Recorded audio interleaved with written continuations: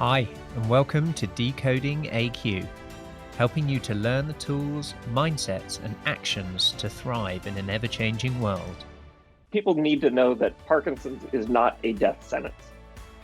It's not going to kill you. You will live with Parkinson's. I just had this absolute fascination and love for digital spaces and entertainment and games. The larger organizations become, they lose that element of flexibility on occasion, that they can't scale up and downwards as easily as smaller entities. We actually found that the student side of this change was much more agile, much more adaptable. Our students were very used to technology. They are online all the time. What can we learn from kids? Boyden, the guy in the Netherlands, 16-year-olds, cleaned the ocean. He didn't want to clean his swimming pool. He wanted to clean the ocean. So I think for me, it's clear. The future is on the kids. We need to let the kids thrive. It doesn't matter what the worst day of your life is. What matters is that you've experienced it and that you know that type of pain and sadness and grief and confusion and frustration. Those are emotions that we can all relate to. The more you start to unlearn, the more virtuous it becomes, and the more you actually start to build this muscle of continuously adapting to changing circumstances. You have a system that can help you guide through uncertainty, ambiguity, and recognize where your behaviors are working and not. Learning is gathering information, new knowledge, okay?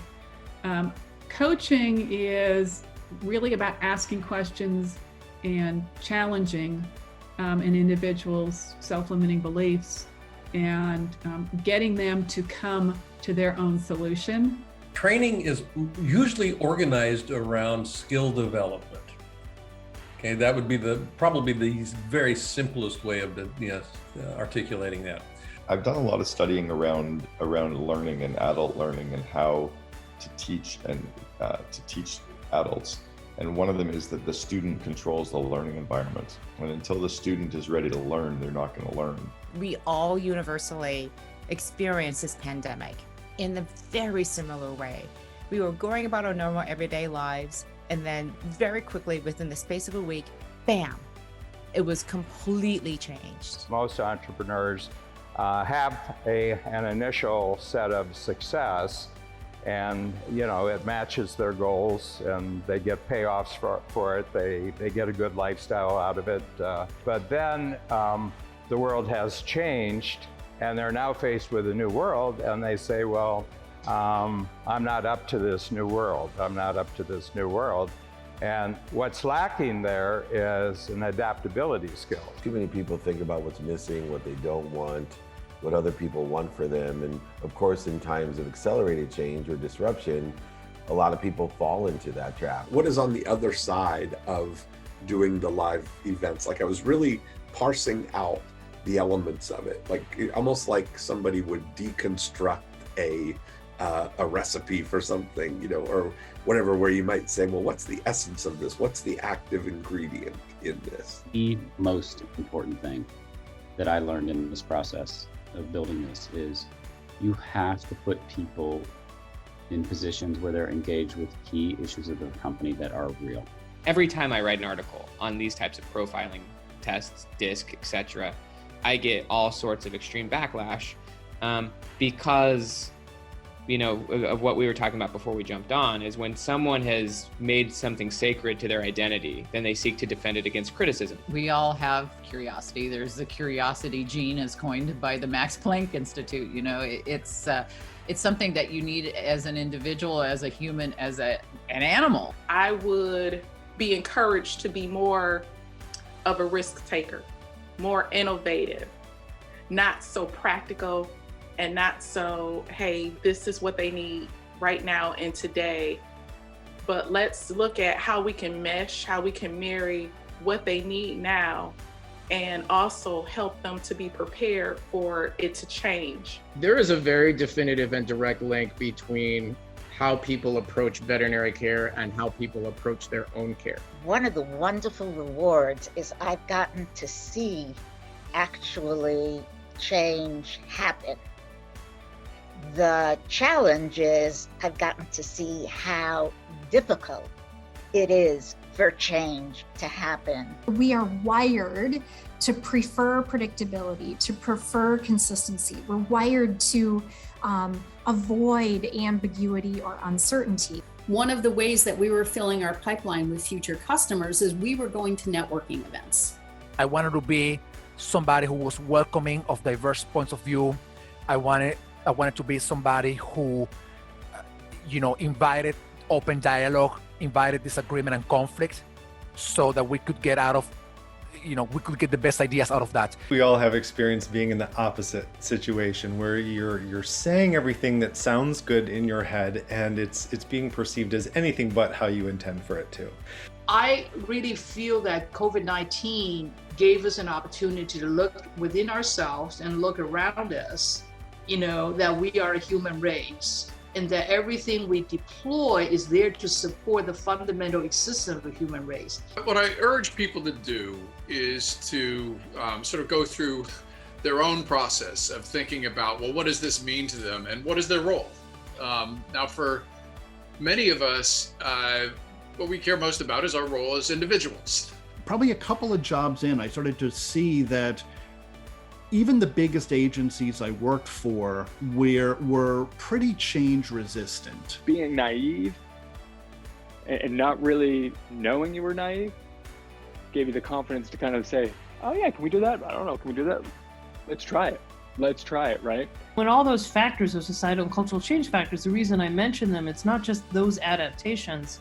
It's some people feel they've got to freeze. Their place in the world is not clear. In the U.S., we're currently faced with social unrest, social injustice pursuit. We've got a pretty volatile, dynamic political challenge on our hands and race on our hands. I think also what we've moved into is an environment of much stronger trust with the people that are surround us, to empower them to do and to get on with certain things. Try to be accommodative, but there were just people who's, this is not the place for us. So if you want to call that a failure, I don't know if I call it failure, it's just a different mindset that couldn't be overcome. When you use improvisation to teach people, what you're actually teaching them, and this is how we designed, I don't know if every person who does the kind of work that we do does this, but many of our colleagues do, is you practice the skill or the principle in isolation. I often tell people, I'm on this, call it mountain climb of life. I'm only a few handholds ahead of you. Like, I have no idea how to get to the top. The notion that there's new generations of digital technology that have the potential to change the world for the better. But it's only the potential. It's not going to happen automatically. People are lethargic, de-energized, they're not engaged. And there are all these employee engagement surveys, the Gallup organization has them, and very small percentages of people are engaged in their work. Because personality is not fixed, if you don't like how you are, you can always change, right? So let's say you decided to embody a characteristic that you really thought would be fun, but then once you do it, you realize that it's not fun. And there's a difference between muscling my way through it and overcoming obstacles are two different things. You've got a plethora, an amazing choice now of different types of media that you can use, interactive or otherwise. Coaching, starting maybe even a little bit remedial, quickly became more of a developmental, professional development or performance development tool. Connecting with a spirituality that feels relevant to the land on which I live. So the old gods were here long before the Romans brought their kind of upstart religion, and reconnecting to something that feels real and grounding, and with which I can build relationship. Personally, for me, I found myself, in a spot where, of course, technology has completely changed my life for the better, for sure. From a people and team perspective, I think what's really been an ingredient of success for us is kind of the family feel, the clan-based nature of Propel. When we have our sort of global team get-togethers, it feels very much as a family and a clan. We try to achieve a mix of the large scale broadcast, if you will, content where everyone is hearing the same thing. And we mix that up with very personalized small group, dyad and triad kinds of things, where individuals are applying it, they're practicing with each other, they're learning from each other. You can get so focused on people's feelings that you miss the business imperative, and ultimately that ends up hurting more people. When I've seen people quit on their leaders in organizations, it's because they don't think that they're choosing to recognize the prevailing reality. I work with engineers and physicists and technologists, and I tell you what, walking into a room, that is I get that wall of like, I don't do improv. I mean, I started off working as a trainer, facilitator, and an enthusiast in change rather than a change agent. And I've certainly in my world have seen a dramatic change in terms of the way people learn. We're all here in physical bodies. I don't think we're meant to just sit on the couch and reflect and meditate all the time. But when we do meditate, when we do ground ourselves, then when we take action, the results tend to be much better. So to act really quickly, you stop thinking.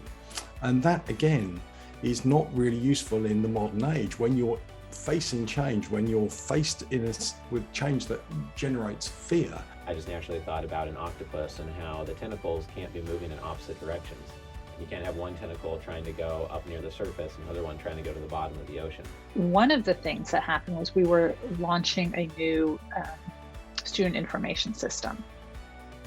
And I was there because of my previous role in all of the meetings. It is said that one person with courage is a majority, and not only the courage, but the ability to go out and get results. I think the opportunities for growth in a company are huge. You learn more about yourself, more self-awareness, more opportunities for growth and adapting. Give yourself a time limit, and then you have to take control of your life.